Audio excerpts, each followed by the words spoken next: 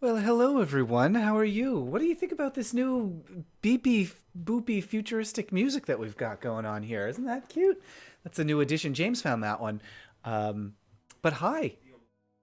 Oh yeah, James is saying we gotta avoid the old copyright issues. Yes. But hello. Hi. How are you? Happy Saturday. How are you all? I'm doing well. I had a dream that I was being chased by men with butterfly nets last night. So that was a fun way to wake up. I didn't tell James that, and he just cackled at me when I said that. Oh, Tom says it's calming. Good, I'm glad, I'm glad. But hello to Tom and Videodrome, good to see you again. PKT Paladin, Glitch42, good morning. Let's see. Videodrome has Nyx Fear's new video is like 30 seconds ago. Wait, what? Is up as of 30 seconds ago about Child's Play. Oh. Ooh, tell me about Nyx Fear. I'm not familiar with that one. I try to keep on top of all the YouTubers, but it's impossible, of course. Steven saw the new Aladdin. We can talk about that. I saw it as well. I don't know about it. But anyway, hi to Ian Jones. And Tom Talk says, "Oh, Lady Emma Avery. Oh, your last name is Gold. Why isn't Avery a goal? Avery." Mina says, "Yes. Okay, well, let's talk about Aladdin. Aladdin was bad, but it had some fun stuff. I mean, I think that sums it up. I think that's a pretty good take. Um, yeah. Oh, Porky says today's the 40th anniversary of the original Muppet movie. Oh, that's that's a nice one. Yeah, what a good reason to watch that. The original, it's such a good movie. It's so nice. I don't know. I'd rather talk about I'd rather talk about the old Muppet movie than the old Aladdin. Yeah. Let's see. Does that make you a butterfly? Says Glitch. I think it does. I think it does. Piketty Paladin says, I'm the reason you started watching Golden Girls. That's wonderful. I'm so glad. You know, Golden Girls was brought to me by a queer person that I lived with who was basically like, hey, you guys got to see this show. And so we would all watch it together. This was in college. We'd all just put it on and watch it between classes in the dorm room. And it was a nice sort of community thing. That was your first Golden Girl? That was my first Golden Girl. James is incredulous. He's shocked. Really? Are you? Why are you surprised about that? Your youth was steeped in Golden Girls? Oh, I knew there was a reason I liked you. Every Saturday night, the Golden Girls Empty Nest Nurses block. Uh-huh. I don't think I've ever seen Empty Nester Nurses. Yeah. Okay. Yeah, so that was my first Golden Girl, and that's why I found it so incredible. Like, we're watching a show about old women? This is so subversive. That was my take on that in college. James is laughing at me. Oh, I'm streaming on your birthday, says Lady Emma Avery. That's hard to say. Lady Emma Avery, happy birthday. Hooray! Oh, Nyx Fear is a trans YouTuber. Does movie reviews, and they're amazing, well produced. Okay, I will check it out. Nyx Fear. I like the sound of that. Ian says, I used to have his Spanish book. I don't know what that means. Wait, Nyx Fear's a Spanish book? Did you have James's Spanish book? Did you have Aladdin's Spanish book? Videodrome says, if you like ContraPoints, watch Nyx Fear. Okay, well, that is a good endorsement. Porky says, Defunct Land's Jim Henson series is great. It made me start binging Fraggle Rock. Oh, man. Oh, that's such a good show. That's another one. That's one that I actually did watch as a kid, and that informed a lot of my values as a human of being kind to people and having your little chosen family and, being honest with other people. It's a good show for like teaching you how to be a person. James learned how to be a Gorg. James, which of the Gorgs are you? Are you Junior? What do you think? Well, you're lumping around in a bathrobe right now. Oh no, James, this music is nice, but it makes commercials play. I'm gonna skip over that. I don't know if you all can hear the music. I have it turned down ever so slightly. There. Oh, it's a little too loud now. There we go. Let me know if that's intruding. I'm gonna have some nice, relaxing Zen music. As Frankenfurter says, we're in the Zen room. Transright says, am I a bad gay for not liking Golden Girls? No, there are no rules about what you do and don't have to like. People like and dislike all different kinds of things. This is why I don't have a lot of patience for people who are like, oh no, you didn't watch this thing? I take away your gay card, because the whole point of, not the whole point, there's other points, but one of the nice things about being queer is that you can do whatever you like and like what you like and live the life of your choosing. And so live the life of your choosing and don't be like, oh, I guess I have to like the Golden Girls now. Ugh. I show my students an analytical writing class some of your videos, says PKD Paladin. Oh, that's really nice. Oh, I'm really glad. That's delightful. Glitch says, why does Golden Girls hold up so well when designing women does not? Oh, that's an interesting question. I think there are a bunch of reasons. One, I think, it just comes down to the writing. I think designing women does hold up okay. But I think one of the big advantages that Golden Girls has is, I hate to say this, it's going to sound shady, but it's actually funnier than designing women. And I think the cast. oh, that's a good point. Cast is more seasoned. The chemistry, I do think the chemistry is definitely better. I mean, here's the thing: is like there was apparently some off-screen like agitation on designing women, which is not to say that B. Arthur and Betty White were always the best of friends, but on camera, they all are firing together so well. Like, for one thing, they have a lot of just on-camera experience, more than most people would have because they're Golden Girls. They've been doing this for a long time. B. Arthur in particular and Rue McClanahan worked together for years on Maude. Betty White, I don't think Betty White had ever worked with any of them before Golden Girls. Do I have that? I don't know. I think she did actually, but I can't remember what. Yeah. Anyway, but they're all such experienced actors. They're working together so well. The writing is really good. And I think one of the things that works really well about the show, and this is one of the reasons, not the only reason, that James and I have talked about this before, that they get along so well, or not that they get along so well, that the show speaks so well to gay men, is because these are characters who are pretty sexually liberated, that they, as seniors, are able to have adventuresome sex lives without the worries of starting a family and complications around that. So in that respect, they do live their lives a bit like gay men. We're just going to go out and have recreational sex rather than, it's not exactly a family sitcom in the way that, I don't know, most other sitcoms of the time would have been. Designing Women doesn't have a recreational sex aspect. It certainly has an interior design aspect, and that should fire with gay men, but I just don't think that's as strong. Let's see. Sorry, I'm just catching up with the chat. Oh, and Lizzie says, when I was a kid, my dad loved Frasier. Every night after he would watch Golden Girls come on, I fell in love with it. Oh, that's a nice memory. Aw. Transrights recommends Daniel Howell's video. I have not watched that. I'll check that out. Dan Howell coming out video. I'm writing on a notepad from the Intercontinental Hotel in San Francisco. I have no idea why I have this notepad. Apparently I stole it from a hotel in San Francisco at some point. Oh no, James, how could you? He's bringing me too much food. He loves to do this when I'm streaming. He's brought me a giant slice of cake. We've noticed that I'm kind of Mr. Ratburn, and then I'm like, is that cake? Do I smell cake? I baked myself a cake because I was at an event where there was cake and everybody had cake before I did, and then there was no cake left, and I came home and I was feeling like cake, so I made one for myself. Videodrum says, yes, Dixie Carter's off-screen politics weren't great. That's another good point. I don't know if that really affects the show. I mean, it affects the show in so much as she insisted that they were going to give her these right or left-wing speeches on the show, she wanted to have an opportunity to sing every couple episodes. So that definitely affected things and made the show kind of weird for that. Also, I don't know. I think the show kind of overdid the very special episode thing. And Golden Girls certainly had very special episodes. Oh, and that's another good point, Redshifted Anthony. Designing Women had a specific southernness to it. That might turn people off or make it hard to relate. Perhaps. Golden Girls came... They, did have sort of a Miami thing in the background, but it certainly wasn't, overwhelming. And the characters themselves, we had one southerner.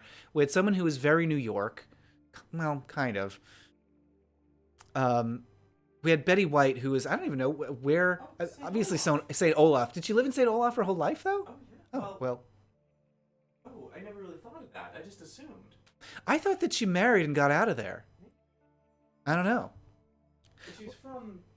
She's certainly Midwest. Midwest, so it's a little more diverse where they're from, what they represent. How did How did Rose get to Miami? Is that ever explained on the show? Like why she came to Miami? Porky the King says, that Betty White's still rocking it. And Ian Jones says Betty White worked with Rue on Mama's Family. That's it.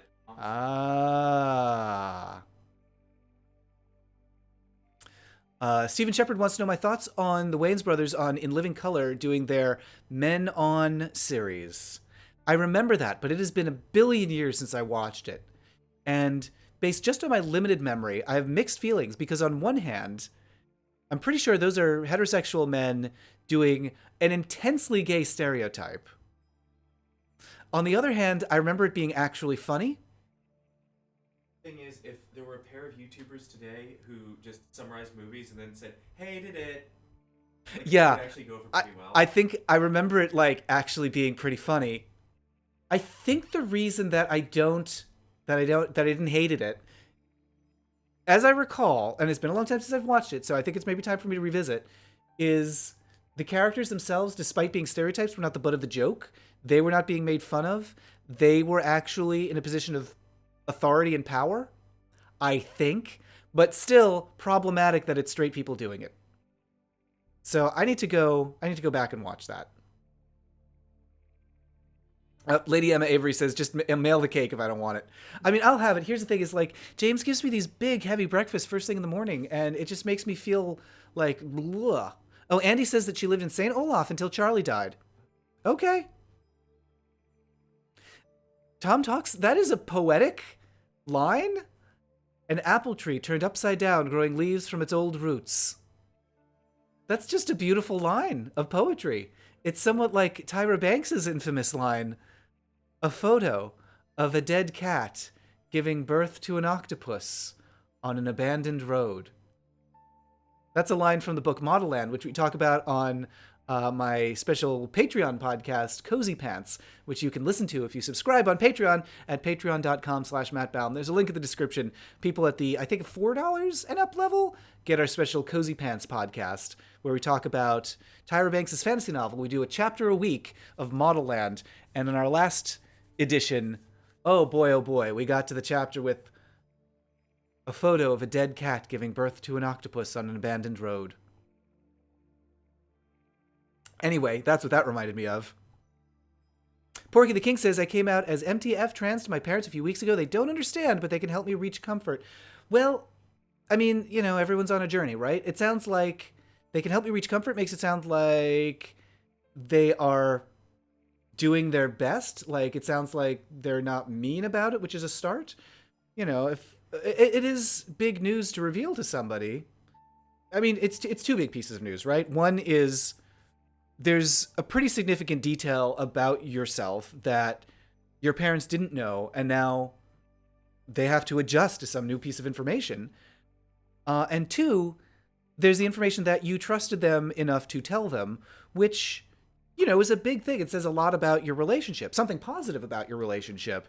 But still, that's a big thing for them to hear. So, I assume that they are adjusting, one, to who is our kid, but also what does this mean for our relationship? One, that we didn't know this big thing about them, but also they trusted us. So I guess we're in the loop now.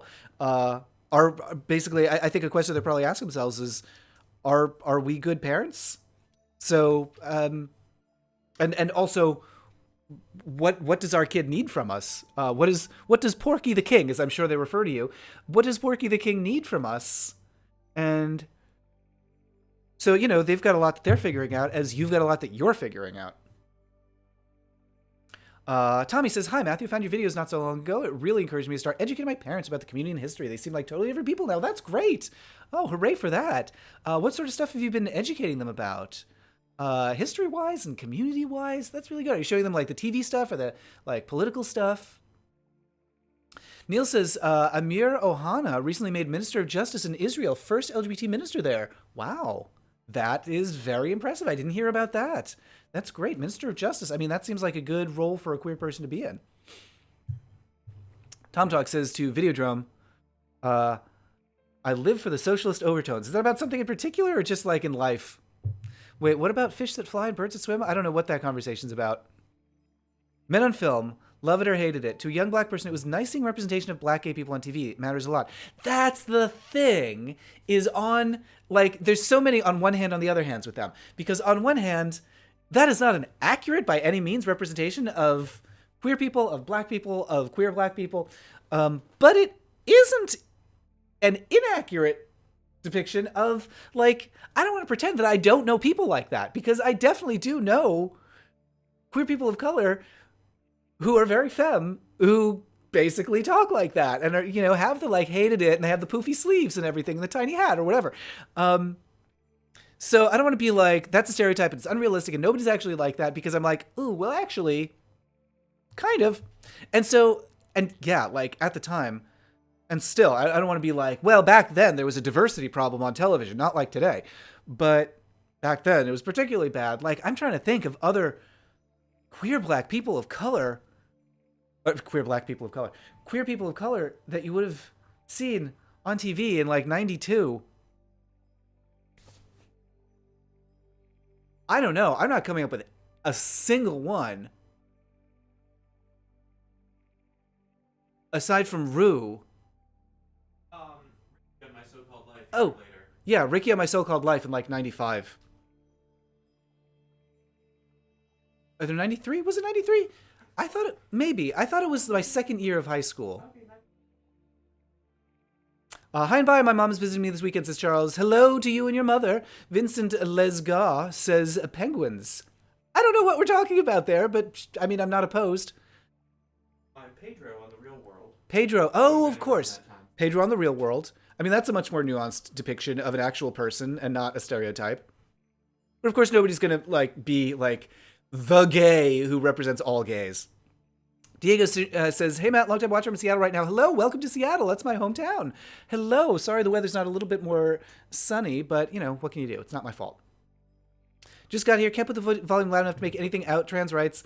Oh, sorry that you're not able to hear. Let me know if I need to adjust things, if the background music is intruding.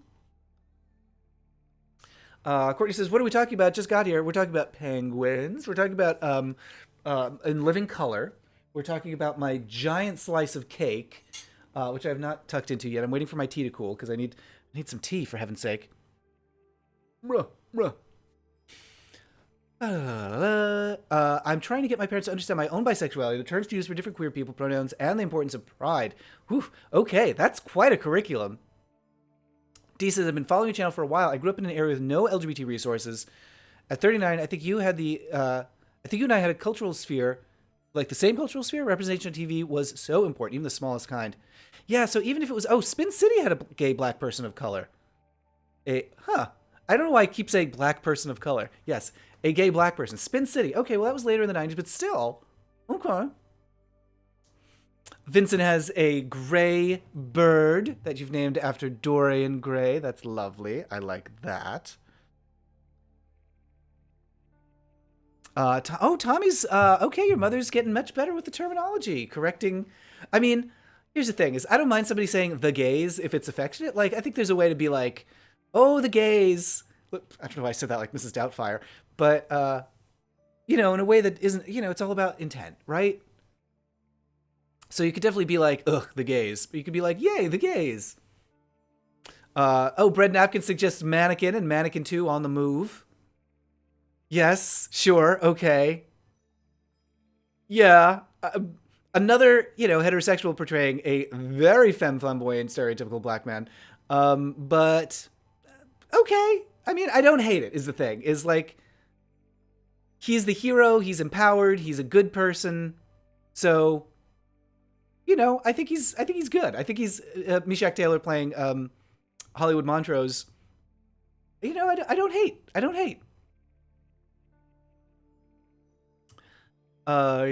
Spin City had queer person of color. Real World had Norman in 90. Wait, who's Norman? I don't know him. Beth A in 93, Dan in 96, Genesis 97, Just 99, all gay cast members. I remember like it got to a point where in the first or second episode, there'd be a character who'd like tease like, "Oh, I've got a secret. I don't know if I should tell. I don't know who I could trust with my secret." And for the first few seasons, it was like, "Oh, what's the secret?" And then like by 99, it was like, "I've got a secret." It's like, "All right, you're gay. Okay, let's just move past this." Yeah, Mina says L Word had a lot of queer black people, but maybe lesbians don't count. I do think it does, although that's a little bit later into the like 2000s. I think I don't know that L Word even happened in the 90s. A lot more diverse, yeah, than queer as folk. That is definitely true. Courtney Guthrie says, "You've been watching Pose. I just started. I'm way behind. We're watching the first season now. It is such a delight, so lovely." And I think there's two things going on with the dialogue that kind of like throws me. One is like sometimes it's very Ryan. Oh no, I forgot his last name. What's the name of the guy who makes Pose and Glee and all those shows? Ryan Blemb. What? James is prompting me, but not loud. Oh, I thought you said his name. Well, anyway, there's that dialogue quality that feels very like fakey, but then sometimes the characters, like the dialogue feels very natural, and it goes back and forth, and I'm like, what is the show? So I liking that a lot. Hello, gay, hey, happy Pride, love your channel, happy Pride to you. I'm gonna be doing. Looks like I'm going to be doing 2 prides in the coming week, kind of. So I'm going to be doing a pride in Chicago if everything comes together for that. It's not 100% yet, but it looks like that's coming together. So I'm going to be in Chicago early. I think their pride is on the 30th, but I'm going to be there on the 27th for a underground pride event on the south side. So that's happening on Thursday the 27th, I believe. And then Seattle Pride on the 30th. There's a lot of cities doing their Pride all at the same time. I think San Francisco, Seattle, Chicago, and New York all have their Pride on the same day, which is, Then again, there's only so many days in June. Have you seen the new straight Pride flag? It's, yeah. I mean, here's my question: is like, and I don't mean this to be shady again, but like, what is the straight Pride flag supposed to like be Pride in? Like, queer people like claiming pride is a big deal because at the time it was all about gay power, and then it very deliberately and very suddenly shifted to gay pride in 1970 from gay power to gay pride, because the idea was to basically surprise people with the idea that you could have pride in being queer, although at the time it was gay. People hadn't reclaimed queer at the time, but anyway. Yeah, pride in having survived and endured, pride in having fostered some community, pride in not backing down and not changing and not keeping a secret and proclaiming yourself. So there are a lot of reasons to have pride there, and I don't know that that's an experience that a non-queer cohort can take pride in. So, all right. Anyway, as a young teen, I loved The Kids in the Hall. Scott Thompson's Buddy Cole was epic. Yeah, I love Buddy Cole. And there's an example of a very femme character played by an actual queer person.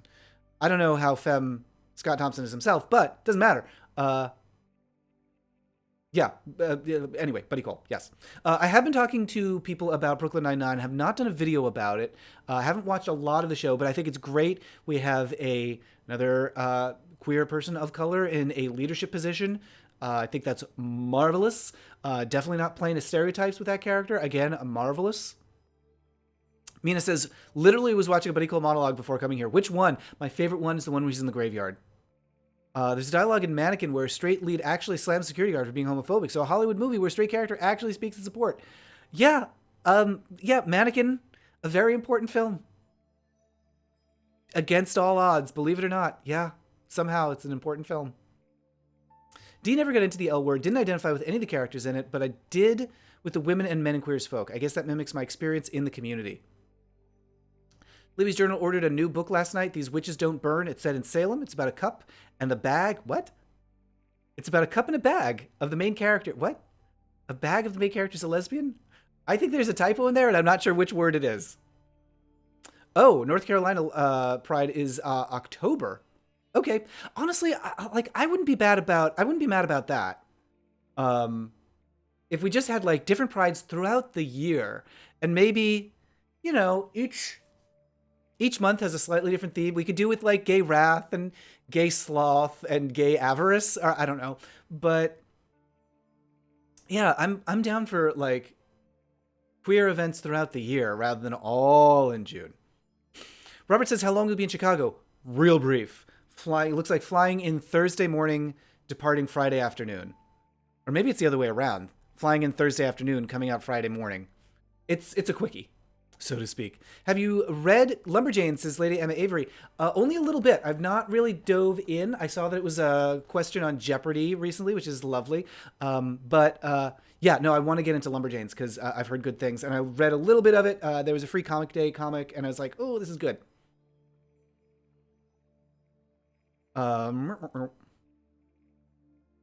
Ian says, where can I...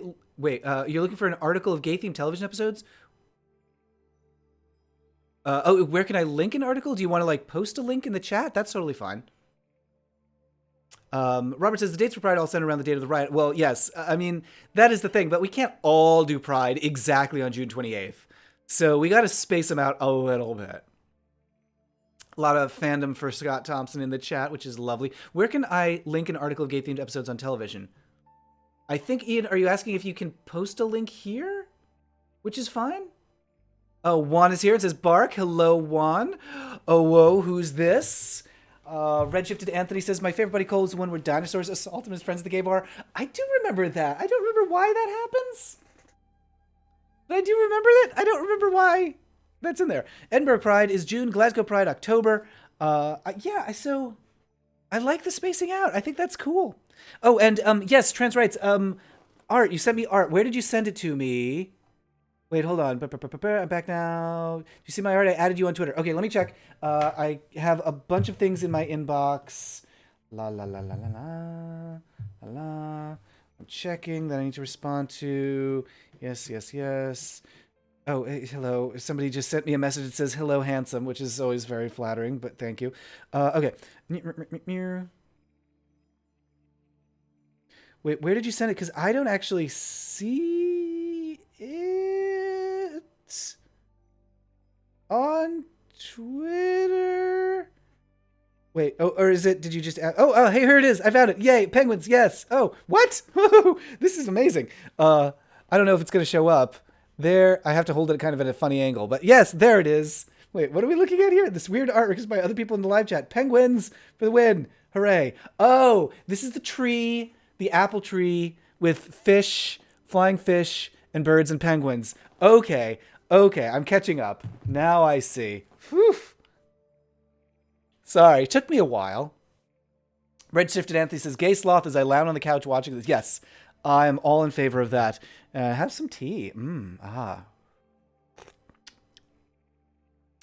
says, have you ever seen a show called In the Flesh, a British show? I have not. Wait, let me write that down.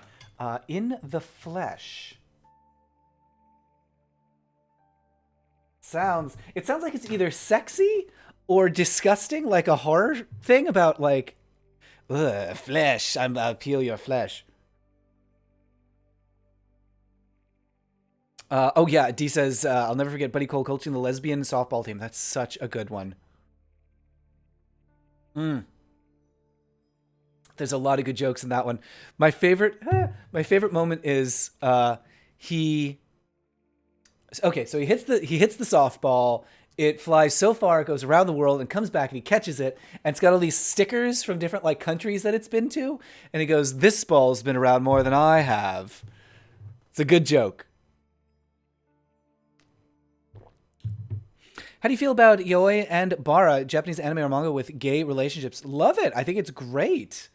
One of the first things that I wrote back when I was just becoming a writer on the internet for Esifist was about a yaoi artist in San Francisco. Oh gosh, actually I'm remembering. So I wrote about a bar hop that a bunch of furries were doing as rabbits. So a bunch of rabbits doing a furry bar hop, and ho, that's so funny. And so I wrote about that for Esifist. And then one of the furries was doing a lot of like yaoi. So I did a article about him. I'm sure that's still on the internet at some point. Somewhere I'm sure you can find that. somewhere. Also, I need needle nose pliers, otherwise I'm stuck at home all day. What? What? Lady Emma Avery, why do you need needle nose pliers to leave the house? Are you trapped? Should we come get you? It's a zombie show. Oh, geez, it's a reference to LGBT rights. What? Fascinating. Wait, that's really interesting because often zombie stories are about racial anxiety. So it's interesting to hear that that's being used to talk about queer issues. Huh. Interesting. It's wonderful. Made me cry. Okay, I will check it out. I will check it out. Yeah, Gabriel B says gay wrath is the embodiment of be gay, do crimes. I think that's great. I think we have 1 month where all the queers can commit whatever crimes they want, and it's for totally fine and legal because they're gay. Juan says, yes, of course. Juan, I don't make me pronounce that. Juan de Voir. Yes, of course. I know who you are. You're an architect. Check out the animated Batman Beyond series episode called Out of the Past. Twist ending. Oh. Ooh. Oh. Well, okay. Batman Beyond Out of the Past. Batman Beyond Out of the Past. And into the streets. Oh, Barchitect. Yes. Yes. Yes, Regis. Basically, the gay purge. We could do whatever we want. And it's because we're strong queer characters. Tommy asks, have you seen the British movie Pride? It's an incredible true story with my favorite coming out scene in cinema. Actually, I think you may be right about favorite coming out scene. Yes. Yeah, so we just watched it like in the last week, actually. I think it's great. I loved it a lot. An interesting thing about that movie is I kept being like, as we were watching, whose movie is this? Like, is this the main Mark characters? Oh no, my hand. Is this the main Mark characters movie? Is it the Minor story? Is it the gay story? Like, who's the hero of the movie?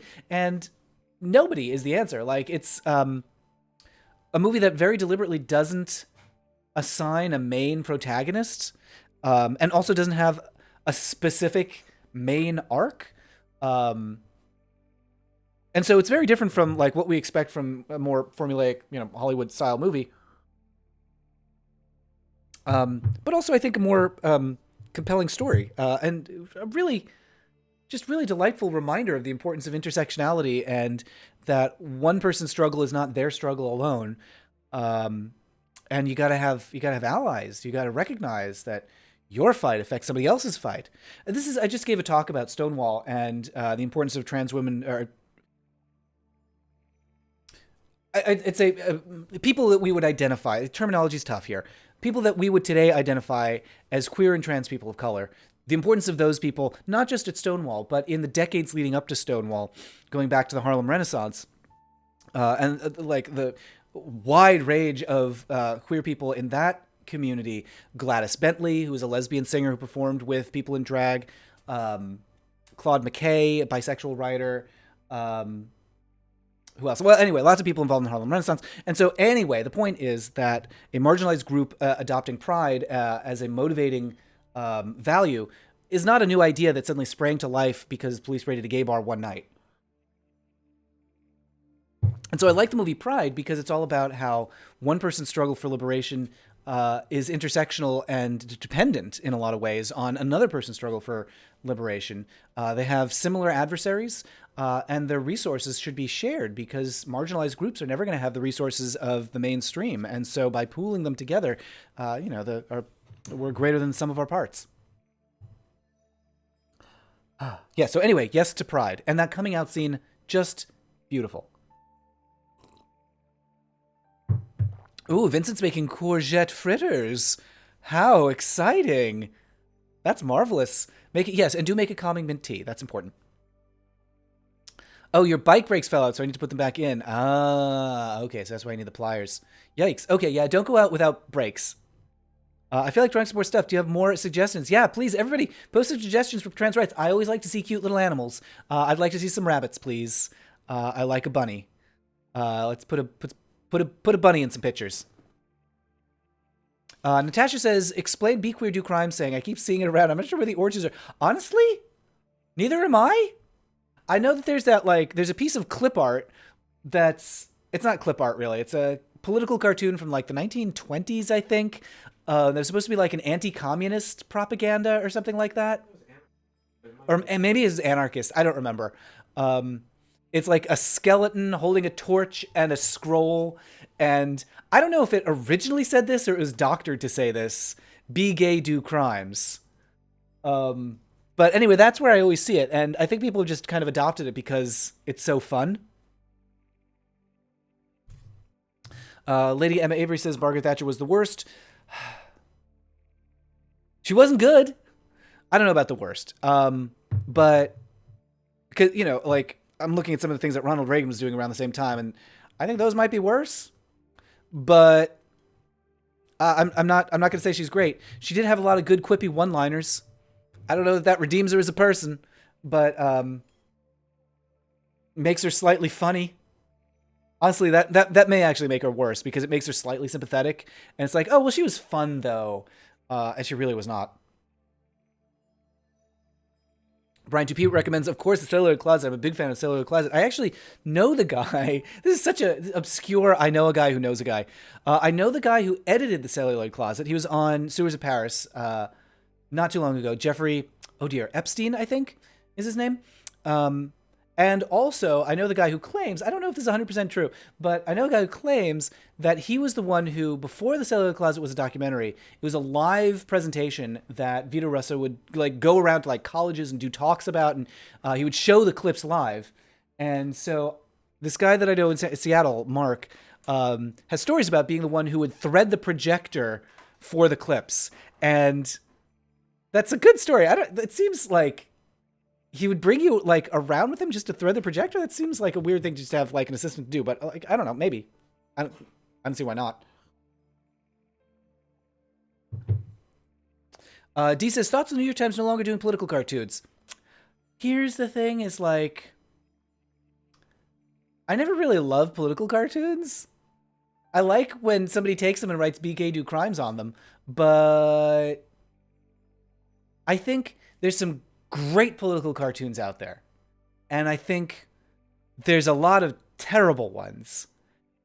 So I don't know, like I would like there to be a venue where the great ones keep happening, but also I can't remember the last time I looked at a political cartoon and was like, yeah. The 42nd Doctor says, have you played the game Night in the Woods? 3 of the 4 main characters are gay. James, did you play that one? James played that one. What did you think? Of the 3 out of 4 gay main characters. I think the arm thing Greg does is fun. James likes the Greg arm thing. I mean, I'm all for so I haven't played it, but you know, I'm all for more queer characters in the games. I think the indie games having a lot of gay stuff is a good little nudge to mainstream. But obviously, you know, it's not a strong one. The fact that, in fact, it takes a little bit of pressure off because, you know, when people are like, oh, there needs to be more queer representation in the game industry, I think it's possible to be like, oh, well, there's Night in the Woods and Gone Home and whatever. And what we're really talking about there is like, it'd be nice for the AAAs to do that as well and have like, I don't know, rainbow flags in Spider-Man, for example. Like, I think that's fantastic. I want to see more like mainstream queer stuff. And like, obviously the rainbow flags are nice, but like, let's have some queer characters. Lizzie says, my birthday is on Monday. Happy birthday. A lot of birthdays going on. Have you seen the Miseducation of Cameron post? It's about a girl being forced into a gay conversion camp. The book goes into more detail than that. I think that's been recommended on this channel before. I'm going to write it down, but I'm sure I've got it in my recommendations. Miseducation of Cameron post. Yeah, so it's a bit, but I'm a cheerleader about it. Okay, Trans Right says, I drew some bunnies and cat in the sun. Yay! Okay, is it on Twitter? I'm going to go look at you on Twitter.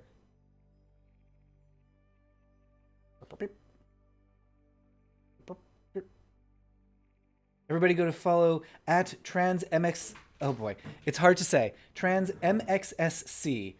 MXSC. TransMSX. Nope. MXSC. If you want to post a link, you can totally post a link in the chat. That's totally fine. Oh, and look at your doodle. Oh my god. I like I like the goth deer violet. That's lovely. Let's see. I'm looking for your tweet with your art. There it is. Taking a long time to load. Okay, so I'm looking at your tweets. There's I like the penguin there. It's so hard to make it visible. Penguin. Okay. But Lady Emma Avery says, how will history class of the future learn without political cartoons of our era? I mean, that is, I guess, a good point. Is like the political cartoon makes things really digestible. Bread Napkin asks if I've seen Super Sore. I have not. Super Sore. Yeah, that's the name of the show. Mateo, have not seen it, but should I? Because we get a lot of ads for it when we watch The Good Place. So, is that another show that I have to watch just for like one-off queer character? Dream Daddy was fun, says Redshifted Anthony. I mean, I think I just did the character creator on Dream Daddy and was very excited to see that they had like binders for the character, that you could have like really diverse daddies. I guess your character could be diverse. I guess your character isn't necessarily a daddy. But I love that was in there. Vincent Lesgoch says, what do you think of queer characters claiming characters who haven't been confirmed LGBT+, of being LGBT+? I think it's great. I'm all for that. Your headcanon is real canon. So if you claim a character as L or G or B or T or plus or whatever, then they are. That's that. You don't need the permission from the creator. That having said, it'd be nice if the creator, like, of various things, whatever you like, put gay stuff in their work, but whatever, you don't need the permission of whoever owns a copyright to be like, they're gay now.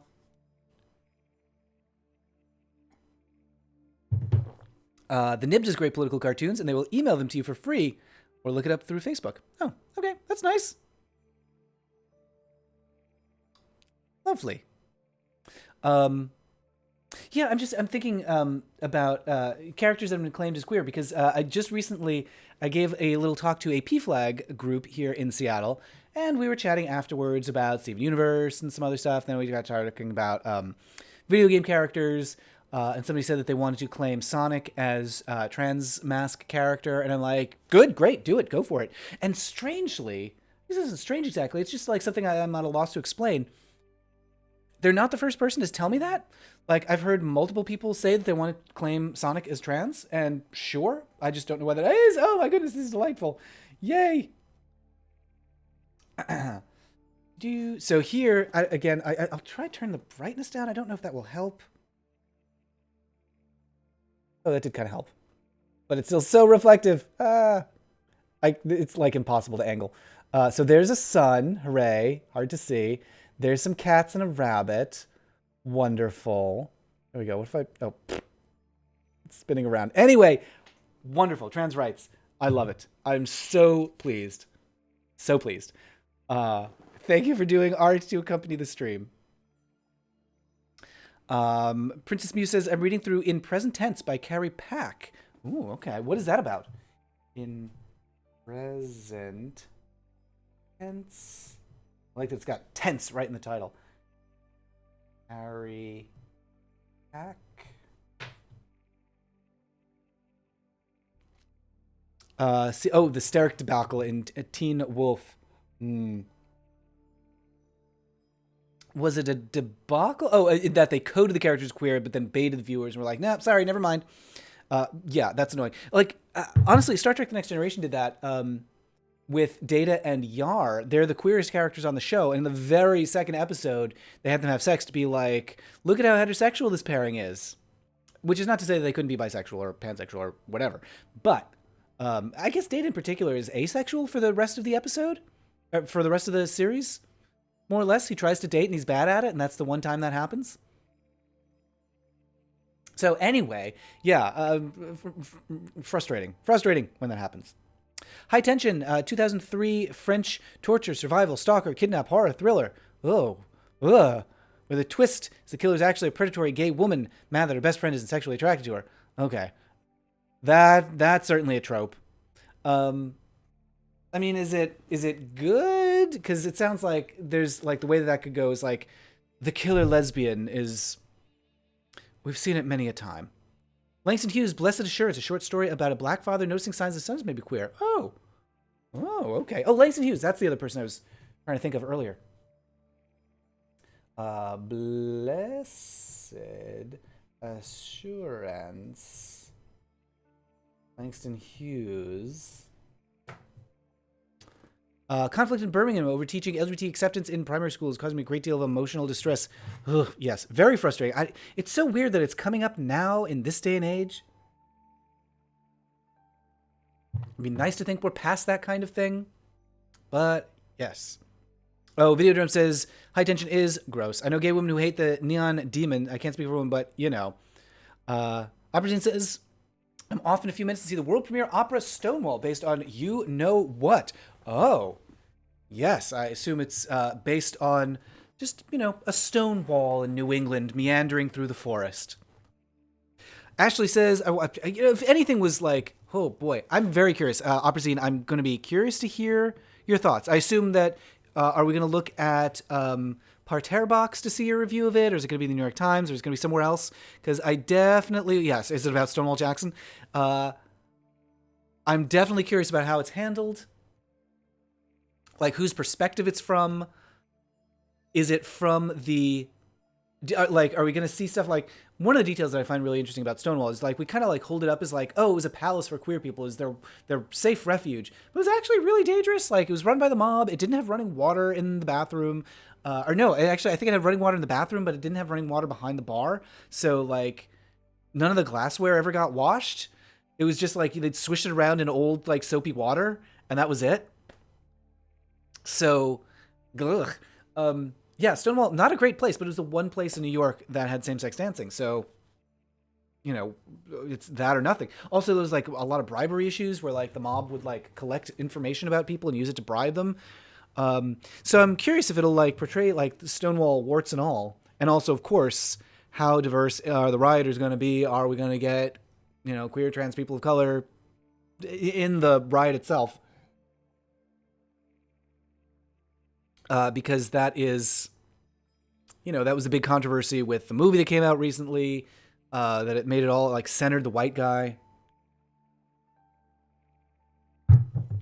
who had a lot less to lose than the kids who were living on the streets, etc. Ashley says, you're an amazing person. Thank you. You're amazing. Stop. Your strength and determination has been uplifting and inspiring. Thank you so much. Never give up. I plan to keep going and going and going until everyone is sick of me. So that's the plan. Glitch says, Langston Hughes is such a badass. Yes. What is your favorite Langston Hughes? I've got Blessed Assurance down. More Langston Hughes recommendations. Opera says there will be reviews on Parterre.com and the New York Observer. Piece includes the first major opera role written specifically for a transgender singer. Wow. That's amazing. I'm so interested in their story because I know that a big part of transitioning involves the voice and sometimes vocal surgery, sometimes vocal coaching, specifically around gender affirmation. So I'm very curious how a transition affects a singer's voice. Juan says, the Do Crimes thing, did that start with the game Night in the Woods because the character... Oh, did it? Interesting. Did the Be Gay Do Crimes thing start with Night in the Woods? Oh, James says no. Okay. But it's in there. Bryant Dupree says the made-for-television movie The Women of Brewster Place is black lesbian couple. Oh, The Women of Brewster Place. I'll check that out. I've never heard of that. Black lesbian couple. Okay. Women of... Also, I like as a euphemism for lesbians, Women of Brewster Place is like just a coded, knowing way to be like, oh, they're women of Brewster Place. I'm the Energizer Bunny. Oh, I like that. That's very fitting. Yes. I like a rabbit and I like to be energetic. And so, yes, I will happily accept that comparison. Good Guy says, queer representation in horror films, not the best track record as a huge fan. Yeah, a lot of, like, bad, like, crazy queer killer tropes out there. We've talked about this in the past, of, like, gay horror films, and ones that have done it well and ones that have done it poorly. Rebecca says, Laura Jane Grace didn't change her voice. Okay. Libby's Journal says, I'm super thankful for these live streams. I wouldn't have a lot of other spaces for this otherwise. Well, I am very happy to provide it. I'm glad that you're here. I'm glad that I can do them. Yay. Redshift Anthony says, I'm out, guys. You have a good day. All right. Have a good day yourself. Congratulations on being out. I know that you mean just like leaving, but let us all be out. He probably didn't deserve the award as he was killing all the critics. Wait, what? What are we talking about? Vincent Price's turn as the camp hairdresser in Theater of Blood was done with a certain respect. I don't think I've seen that one. Theater of Blood. Oh, and Jay Fowler has a tip. Thank you so much, Jay Fowler. I really appreciate that. A rainbow and a purple heart. Yay. Wait, what am I writing down? Theater of Blood.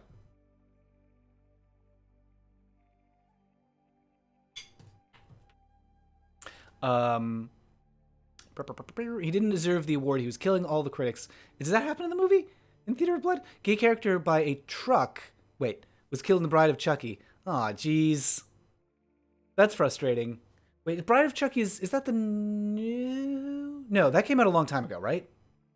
Bride of Chucky? Pretty sure that came out a long time ago. Which is interesting because Chucky's creator is a gay man. All right, I'm going to tuck into this cake, you guys. Here it is. Look at this giant slice he gave me.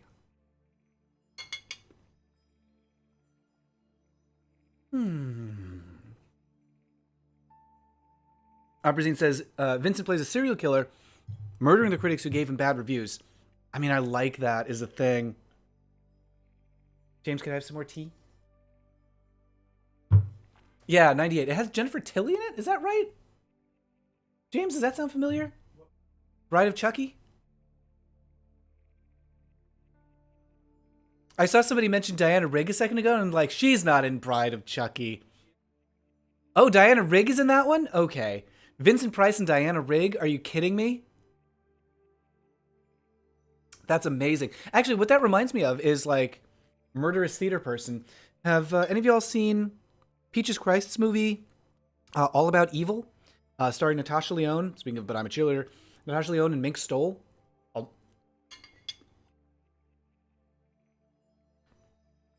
And Cassandra Peterson and Thomas Dekker, speaking of gay baiting.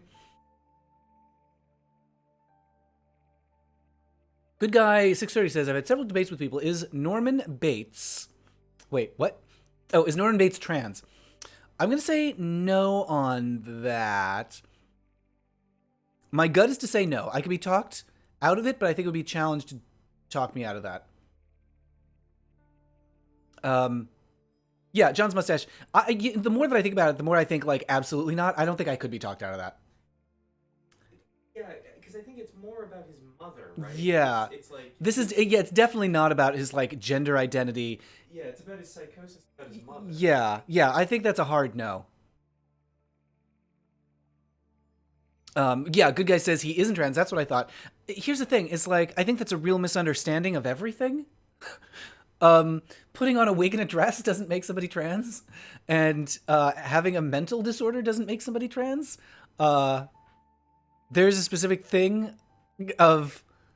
there's a lot going on there. And I think it's... Honestly, I think it's like real dangerous to identify... dangerous. And offensive to identify in that way. Because it's really playing into a misunderstanding of what trans is. To be like, oh, he is literally disordered, therefore, no.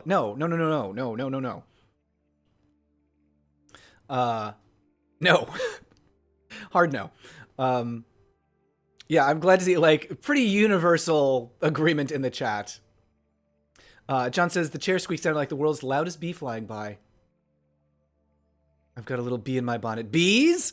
We have a lot of pollinators outside on our balcony right now. We were looking at them yesterday. We've got a lot of parsley growing, and parsley grows some very attractive flowers for bees. And so we've got a lot of those guys out there. I'm very happy to provide a little habitat for the bees because they've been through so much. I mean, speaking of, like, intersectional struggles, the struggle of the plight of the bee is reflected in the plight of the queer community. Sort of. Just before Anthony Perkins and Psycho did the movie The Matchmaker, original version of Hello Dolly. In that movie, he disguised himself as drag at the Harmonia Gardens. Wow. That's a strange... Was he cast as Norman Bates? because he did drag in the Proto Hello Dolly?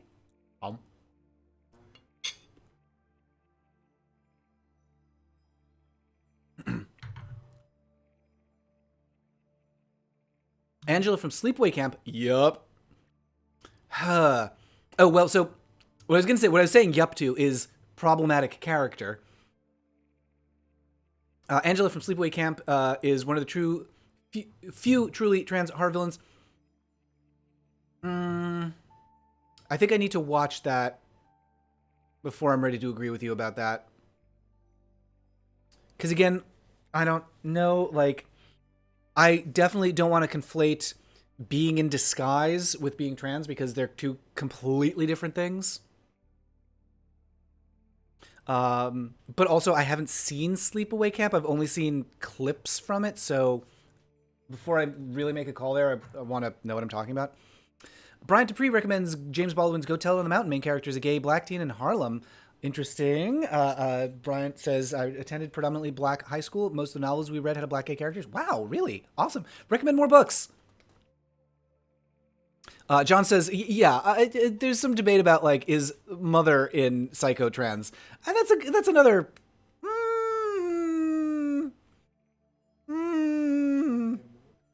Oh, yes, thank you.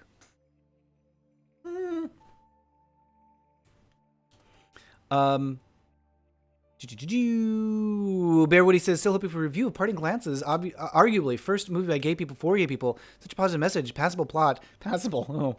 So very, very political. Real landmark of its time. Parting Glances. That's with Steve Buscemi, I believe. And, Go Tell It on the Mountain.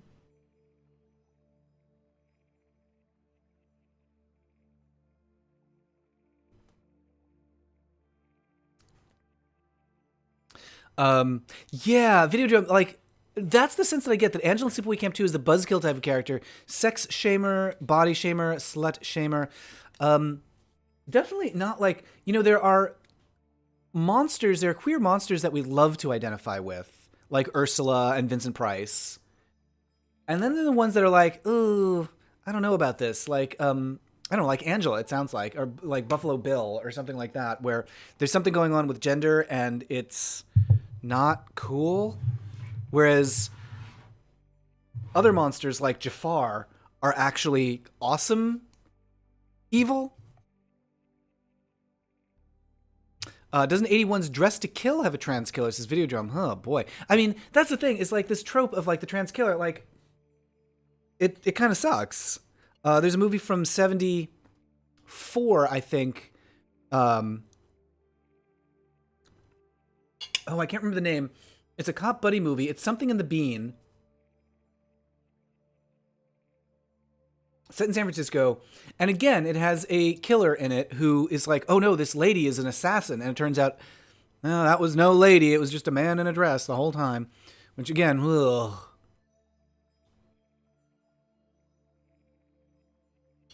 Let's see. Good Guy says, Angela was forced to pose as a girl by a crazy aunt. She's definitely gender dysphoric. She's completely transitioned to the sequel. She's trans. I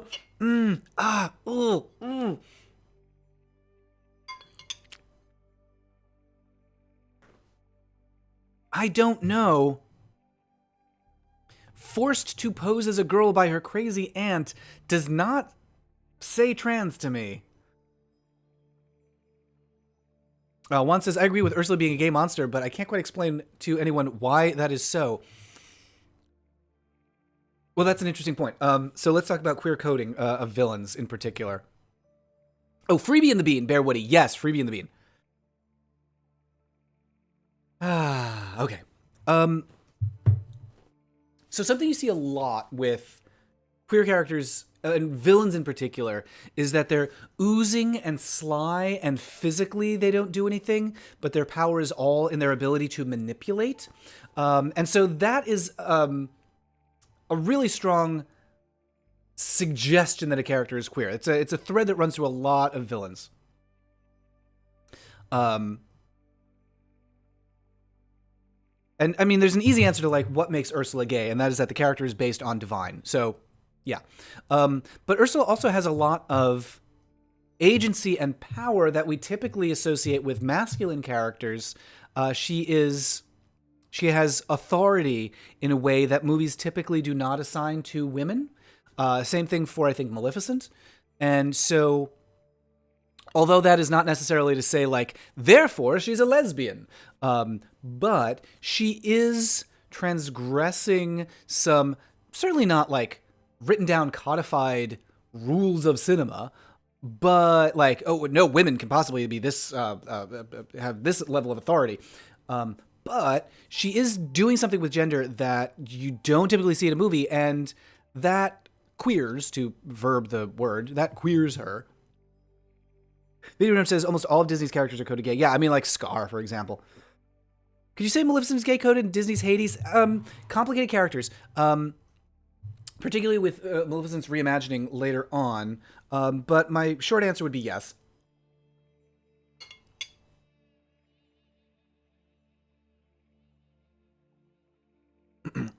Again, you see a lot of traits with Maleficent that are typically associated with more masculine characters, particularly at the time. Brian Dupree says the guy who wrote the book Little Mermaid was said to be gay was, oh yeah, Hans Christian Andersen. I think that was written, Little Mermaid was written as a love story, basically, to another man that he loved, I think, if I'm remembering that correctly. Ashley says, neither are horror per se, but Velvet Goldmine and Different for Girls are perennial faves of my wife and I. Yes, fantastic films. Rebecca says, what about the Insidious series? Wasn't there a trans subplot in there? I'm not familiar with that. And Horns, yes. How about Snagglepuss, says Brian. On the topic of queer killers, has anyone seen Knife and Heart, French slasher, out this year with entirely queer plot? Oh, no, I have not heard of that. This pen is slowly dying. Knife plus Heart. I'll look that up. Juan says Scars and gay, just British. Aren't all British people gay, though?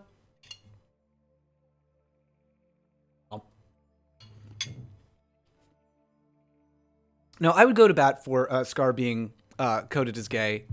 Not just because he has like that little pinky moment where he's like, I can't remember what line of dialogue he has, but he's holding up his pinky in a way that's like, aha.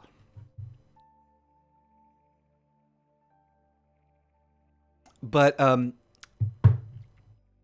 yes, again, you see like a character who's very manipulative, physically weak, but psychologically manipulative.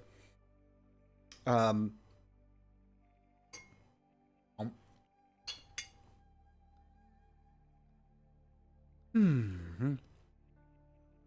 Dupree says, I love Scar. And, you know, a lot of things about Scar, just like his posture and pose, like the way that he's animated, suggests a more feminine gait. And so, like, when I say queer-coded, I don't mean to say that, like, there's reason to think that Scar is having sex with male lions, or maybe the hyenas, who knows. But this isn't so much about, like, that character's specific sexual orientation and their romance life, and more just about the signals that the movie provides to understand who they are as a character.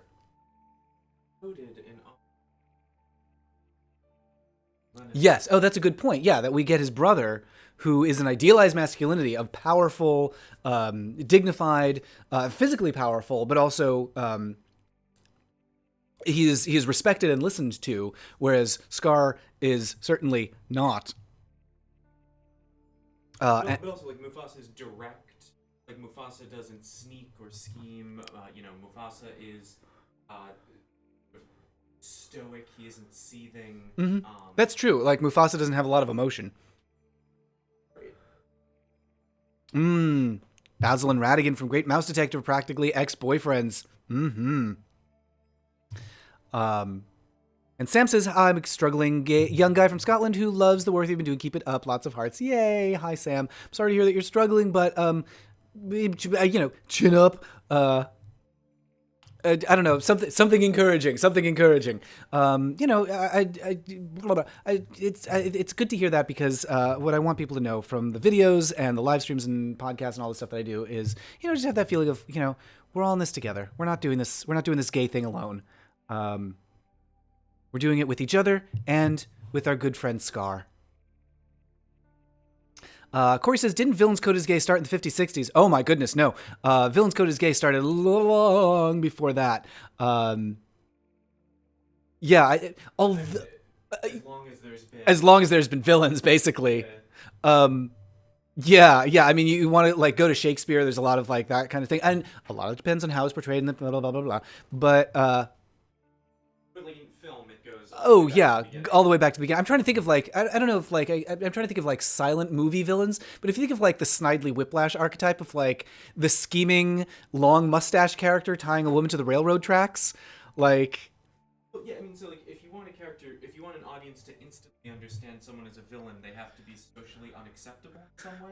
Right, yes, exactly. So somebody who's transgressing in some way that the audience is going to be like, boo, hiss. And an easy way to do that is for them to be breaking a rule, and a rule that makes people uncomfortable is, I mean, this is why you see a lot of like deceiver gay characters or deceiver like man dressed as women characters. Because that's a way to trick people, for it to have a villain trick people that makes an audience uncomfortable. In the 80s, you could easily code someone as a villain by making them Russian, right? Oh yeah, that's a good comparison. You could make them Russian. Yeah. In the 80s and 90s and into today, like you can make them Middle Eastern. Right. These aren't good things, but yeah, it's a way that villains are shorthanded by making them something that's unacceptable to the society. Right. Whatever is like unpalatable to mainstream at the time. And I will say another aspect of that is the Hays Code, which governed a lot of how movies were made for the first half of the time that movies existed. One of the rules there was that characters who transgressed in some way had to be punished. And so generally, if you did see a character who was breaking gender rules or doing something queer-ish, they would have to be punished for it by the end. And so narratively, it made sense for them to be villains. Speaking of which, we're talking about Lexington from Gargles. Yes. Oh, hold on. The music is recycled. There we go. Yes, Lexington was intended to be gay, says Ashley. So I would love to see a citation on that. Like, I would love to be able to say that with confidence, because he is definitely coded as, I would say, gentle and sensitive. So, he also has like doesn't he have a romantic interest with a woman though at some point? I may be wrong about that. I might be thinking of something else. Do you remember that, James?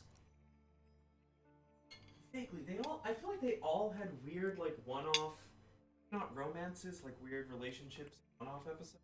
Mm-hmm. Yeah, and we're not even going to talk about the third season, which doesn't exist. Of course, I'm all human. Oh, yes. See, here's the thing about Gargoyles. It is a great show. I love it. Third season, we don't talk about. For some reason, there's like a lot of like weird side kinky stuff on the show.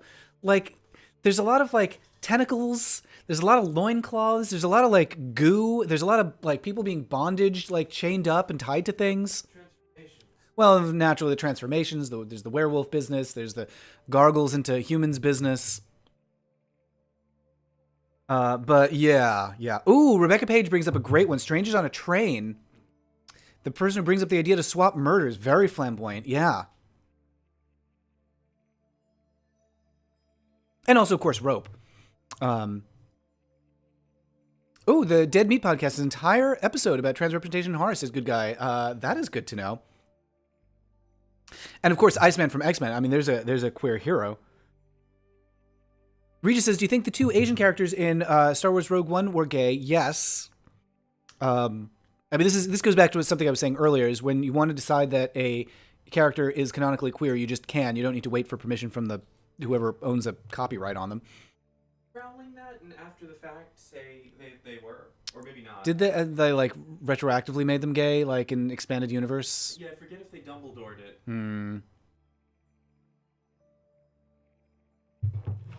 Isaac says, any animator got into it because it lets them draw their kinks. 100%. You're probably not wrong. What do you think about Lamar from Revenge of the Nerds? Oh, I haven't seen that one, actually. James, would I like Revenge of the Nerds? James says I'd hate it. Oh, Regis says, wait, Snow White. Are you saying Snow White because the villain in that one is queer coded? Hmm. Maybe. I don't know about that one, actually. Lusts for the beauty of the Oh, younger that's woman. true. That's true. That's true. She does have. Yeah, you're right. You're right. She's covetous. Of the younger woman, and I think that's a trend with the evil trope in Disney. Mm-hmm. It is they want to corrupt the younger woman or claim the That's younger true. woman. That's true. That's definitely, yeah. Ursula The wants corrupting to do lesbian, that. yeah. Maleficent wants to do that.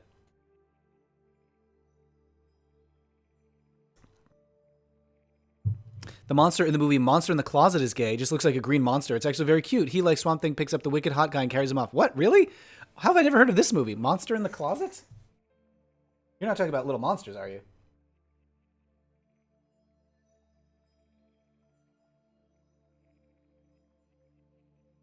Or the movie Monsters Ball, which is very different. College humor skit about Revenge of the Nerds, or that mentions it. Rebecca says Gargoyles was good, but a total 180 from Sailor Moon that was just on before. Well, I don't know. Totally very different, sure.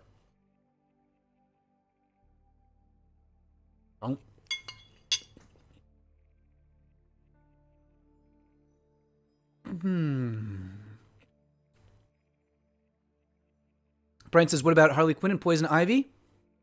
And yes, I agree with Princess Mew. Definitely gay. Absolutely yes. Oh, this tea is very hot, James. Yeah, and so, what was I going to say about that? Yeah, I think it's easy to code a lot of villains as queer, and there's a line, right, between the characters that we love to claim as queer and the ones that we're like, ooh, this doesn't reflect well on us at all, which is kind of weird because you think that, like, no villain reflects well on us. Ursula doesn't reflect well. It's not like, hooray, I want to identify with Ursula or Scar or Maleficent or Jafar. But the glee that they have, the pleasure that they take in their queerness, I think that's the difference. That's what separates it from, like, from a Norman Bates who just seems troubled and miserable. Someone who's actually having a good time, who's really like, I don't know, I can't believe I forgot her name, the villain on Power Rangers. Rita Repulsa, yeah. Someone who just, like, really loves being evil. That's fun. Son of a Pizza Man says, hello, greetings from Chicago. Hello, I'm coming to your town probably. Not 100% sure on that yet, but probably come to your town next week. Briefly, basically writing about a party that's happening in on the South Side, some queer stuff. Perhaps you can claim almost all heroes or villains can be claimed. I mean, that's basically my technique, or my tactic is, my tactic? No. My philosophy? I don't know, whatever. Is to be like, everyone's gay, just everyone is queer in some way. The end, that's what I've decided. Except if I don't like them, then they're not. Fergie the Pop Singer, Paul Walker, and Monster in the Closet, they're both little kids. Oh. Am I remembering this correctly? That Fergie was on a show. It was like Kids Incorporated or something like that. And she sings a song to a clown. I think that's a thing that happened. I don't think it's something that I dreamed. Yes. Greetings from Chicago, says Son of a Pizza Man. Hello. And Brianna just joined. I'm late. Did we talk about Rocket Man yet? Not yet. I have not seen it, but I've heard good things. Steven Universe's Brian is the gayest cartoon on television right now. I think I agree with that. She was in Kids Incorporated. Ah, says Luigi. I knew it. Please interview. Oh, James Bland and Justin Michael Williams. Okay, hold on. Wait, let me write them down. Four Sewers of Paris. Wait, who are they? James Bland and Justin Michael Williams. Okie dokie, I'll look it up. Bear Woody says, visit Big Chicks when you're in Chicago. One of the best gay bars in the world. Oh, really? And Princess Mew says Fergie was a Sally in one iteration of Peanuts.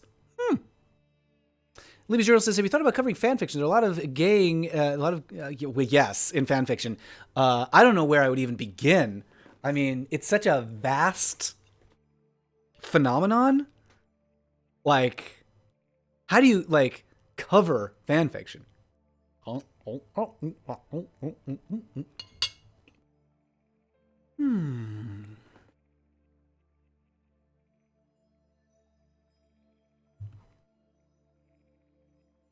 I'm sorry, that was too big of a bite. I put too much cake in my face.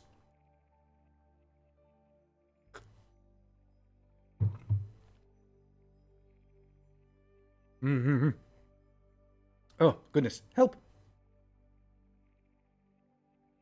Robert Cox recommends Sidetrack the Bar. Is that the one? I was at one. It was a few years ago. It was after the Grabby Awards. And I saw someone do an amazing magic trick where they removed multiple strings of flags from their body. And it was very impressive. That's basically all I have to say about that. I don't remember if that was at Sidetrack or someplace else. Sideshow says, we don't get good representation from mainstream media. Yeah, so fanfic gets very gay. I agree with that. Princess Mew has to go. Thanks for the good times, everyone. I'll probably be wrapping it up pretty soon as well.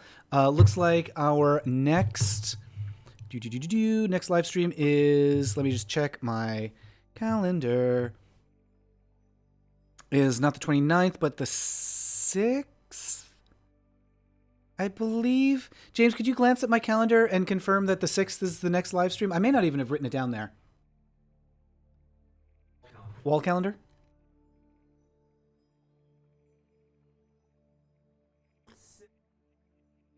Do I say live stream on there? Yes, so July 6th is our next one of these. And let me know about the timing. Does this time work for everybody? I have noticed that like more people seem to join in when I do them at 9 a.m. on a Saturday, 9 a.m. Pacific. So it seems like this might be a better time for everybody, but let me know if there's some other time that would be better for y'all. Because I've been doing it at 9 pretty regularly for the last few months. But I'm open to changing it up. Looks like good cake. Worth it, says J. Kelly. Thank you. I made it myself. Sidetrack is a video bar. No, I don't think that was the one. Yeah. And also, just to let you guys know, I'm going to be wrapping it up soon so we can work on a very exciting project.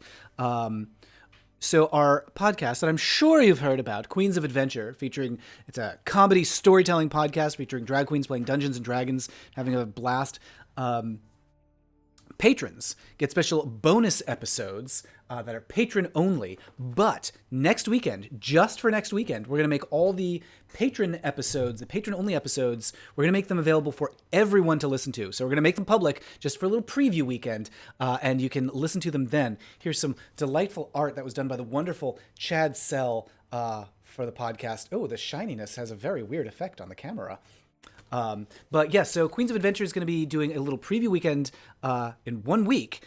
So I hope you all go check that out. It's going to be 20 hours of listening of drag queens going on quests and having adventures and talking about drag and being very queer.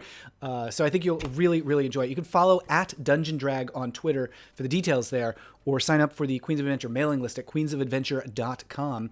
Or even better, head over to the Queens of Adventure Patreon and join the Queens of Adventure Patreon at patreon.com/queensofadventure. So yeah, we're going to be working on that over the next week or so just to get that all ready. We're very excited to bring that to everyone. So that's what I'm going to be hopping off just in a little bit for. Oh, thank you for the link to the second live. Oh, yes, Raphael says thanks for the link to the second live video of Queens of Adventure. It was so good and very fun. I'm glad you liked it. Yeah, definitely go check out the Queens of Adventure Twitter, twitter.com/Queens of Adventure. I think we've been... James, did you tweet the video links from there? Did the Queens of Adventure, did we retweet Raphael's tweet about the video? He says nobody can.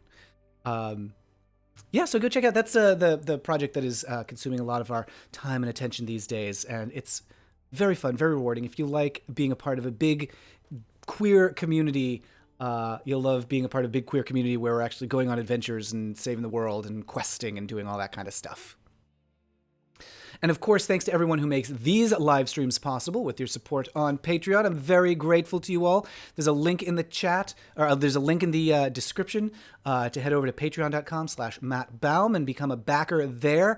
You get all kinds of rewards. You can get, let's see, there's a thank you on the website. There's a little welcome thank you package in the mail.